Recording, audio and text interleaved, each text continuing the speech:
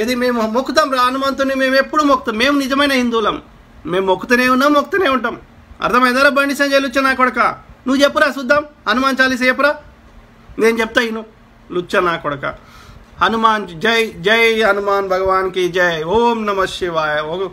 जय श्री हनुमान.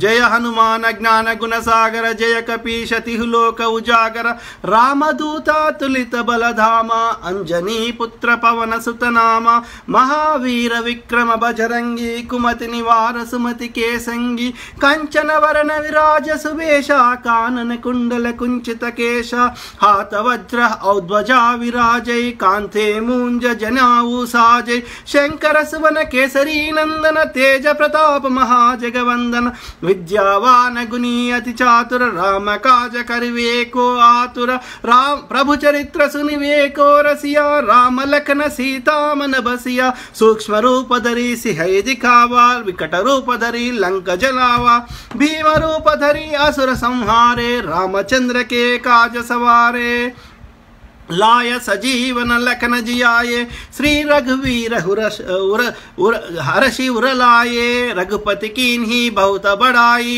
तुम मम प्रिय भरत ही समभाई सहस वदन तुम्हरो यश गावै अस कहि श्रीपति कंठ लगावै सनकादिक ब्रह्मादि मुनीषा नारद शारद सहित अहिषा यम कुबेर दिगपाल जहाते कवि कोविद कहि सकै कहाते तुम उपकार सुग्रीव ही कीन्हा राम मिलाय राजपद दीन्हा तुम्हरो मंत्र विभीषण माना लंकेश्वर भये सब जग जाना युग सहस्र योजन पर भानु लील्यो त्याहि मधुर फल जानु प्रभु मुद्रिका मेलि मुख माही जलधि लागी गए अचर जनाही दुर्गम काज जगत के जेते सुगम अनुग्रह तुम्हारे तेते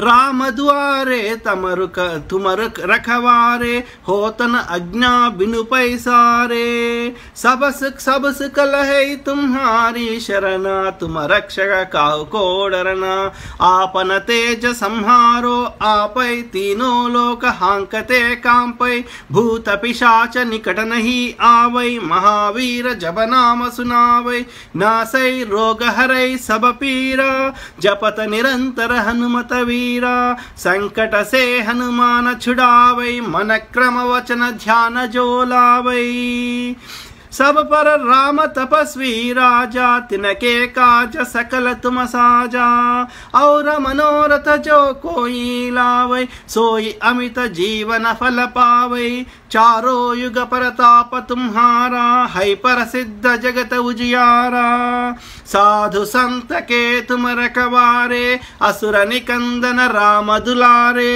अष्ट सिद्धि नवनिधि के दाता असवर दीन जानकी माता राम रसायन तुम्हारे पासा सदा रहो रघुपति के दासा तुम्हारे भजन राम को पावै जन्म जन्म के दुख बिसरावै अंत काल रघुपति पुर जाई जहाँ जन्म हरि भक्त कहाई और देवता चित्तन धरई हनुमत से सर्व सुख करई संकट हटई मिटई सब पीरा जो सुमिरई हनुमत बलवीरा जय जय जय जय हनुमान गोसाई कृपा करो गुरुदेव की नाई यह शतवार पाठ कर को जोई झूठ ही बंदी महासुख होई जो यहाँ पढ़ई हनुमान चालीसा होय सिद्धि साखी गौरी सा तुलसीदास सदा हरि चेर की जयनाथ हृदय महडेरा